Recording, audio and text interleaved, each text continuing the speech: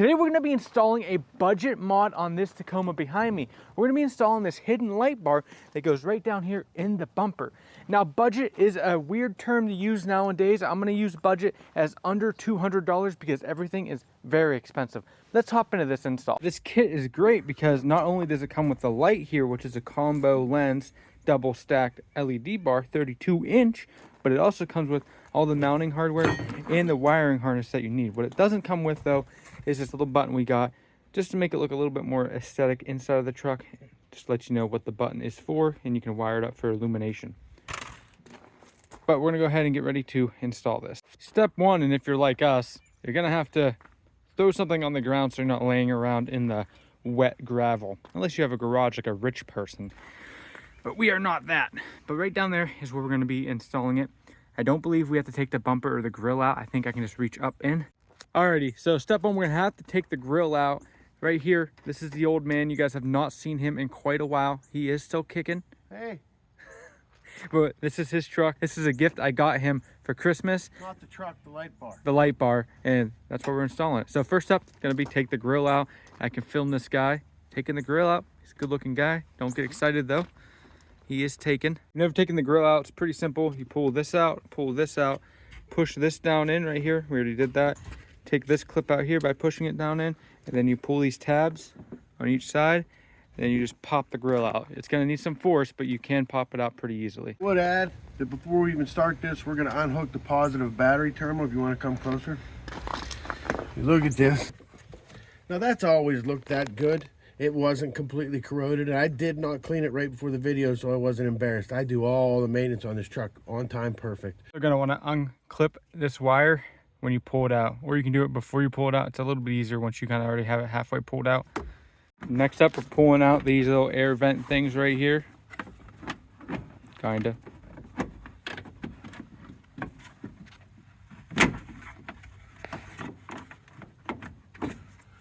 Now in the videos that you watch on YouTube, they say that you don't reuse these. I will be notching them out here and reusing them. They're there for a reason. Now you can move this little radiator here by taking those 12 mils out down in the bottom and move it out of the way if you need to. We already got the light bar kind of pressed in there. You can't really see it, but if we need to move it, we will, but I think we have plenty of room. Next step here in the crash bar, I'm gonna go ahead and take these two bolts out. Boom, boom, they're 14 mils. I'm gonna go ahead and pull that out right now. So I got the mount installed here on this side. What I did first here is, I'm trying to show you, kind of difficult, but I put the light bar on loosely first on the mount, and then we put the mounts on both sides. It's a little bit easier to get the mounts on the light bar first. Made a tiny mistake. I let you guys know that we had to take both the nuts off on this side. Not the case. You only need the top one there. We're only going to use one bolt hole. I used both of them, and it brought the light bar down way too far. So not designed to do that. It's designed to use the top one right there. Then to tighten up the light bar itself on the mount, you go in through this hole right here. You come around like this. You can't see what you're doing, but you can feel it. Grab a little 4 mil Allen wrench like this. Good to go. All right, so there it is. The light bar is now all mounted up. That is what it looks like. A loud bird needs to be quiet. That's what it looks like. Check it out. Blue jay, sir. Looks pretty cool. We're thinking about wrapping it yellow, but last time we tested the light, it's very blue light. So I'm afraid if we wrap it yellow, it's gonna come out pretty green. But next up, we're gonna wire it up. Running the wiring here, pretty straightforward. This goes to the light bar. This relay, we're going to go ahead and mount it somewhere in here. I'll show you exactly where once we decide. Coming in to the truck here, if you have a lower model than an off-road, it's gonna look a little bit different on this side, but your little boot that goes in the firewall will be in the same spot.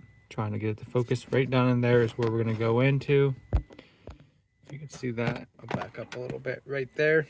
So I'm gonna go ahead and get a coat hanger and push it through. Here on the inside of the truck, we're gonna put the new button here. That's why we pulled out this little thing.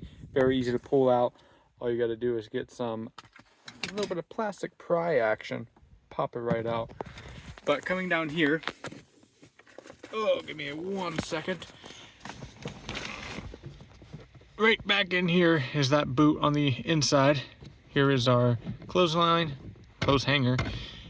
There's what it looks like, and that's that boot. You just gotta peel this little carpet back like this. Pretty easy, but can be a pain when it's your first time poking a hole in this. And as you see, here's the clothes hanger. There's a wire that we taped on. Just pull it out. Pretty easy. Don't ding your paint with this, because I did it on my truck and it will take the paint right off. Ask me how I know. Well, I just told you how I know, because I did that.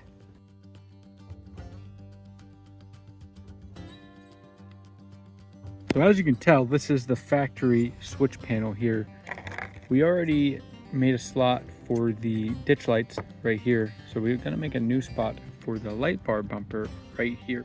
I love using these buttons because they just look a little bit more aesthetic and they match the truck, so it looks as factory OEM as possible. So what we did here is I cut a template here to mark on here where it's got to go. So we can always take more out of this. We can't put more back, so we want to get it right. This one doesn't look so good, but once you put the switch in, you never notice it. We've got the rotor zip tool. It's a thing of beauty, but it will get away from you.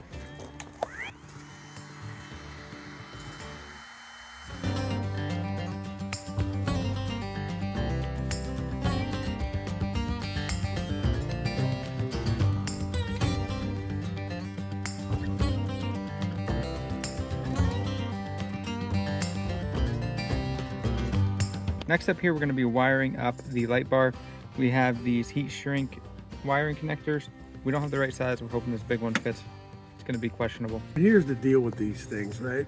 So they make a solid connection that you can feel. And I don't have a whole lot of experience with them. I'm still learning with them, but it seems to me as long as this yellow here melts down tight, that's like the sealant that keeps the moisture and stuff out of there, I think. And as long as you get it melted good, should be a good connection. You want to make sure that you get the solder melted into the joint as well. I've seen a lot of people do these, and I've redone a lot of people's work that they just used a lighter, and as long as the shrink wrap worked, they were good. And you can just pull them apart. So you want to make sure you get that solder hot enough and melt it into the joint of the wires. And to do that, we're using the cheapest heat gun you can get from Harbor Freight. You can see this on sale all the time for like $5 to $10.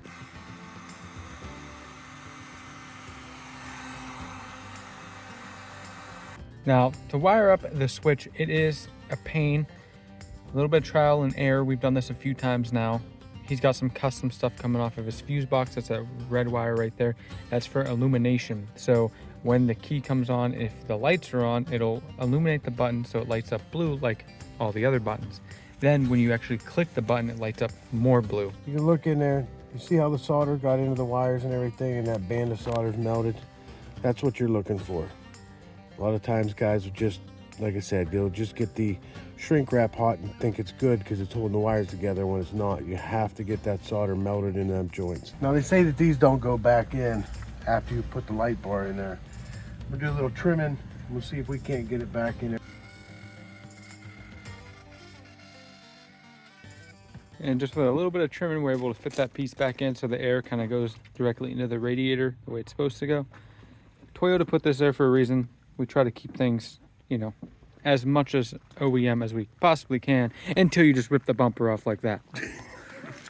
All right, just got the grill back in. I'm gonna go ahead and clip it up. We're about to wrap up this job.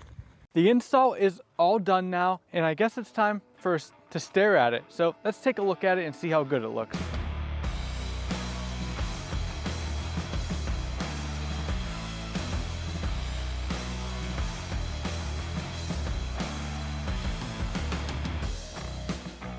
What do you think? It went well. The brackets we had to move up from the using 2 holes up to just using the top hole, which can make the light bar move a little bit, but we tightened it up. Should be all right, but that got it level with the grill line, so it looks real good.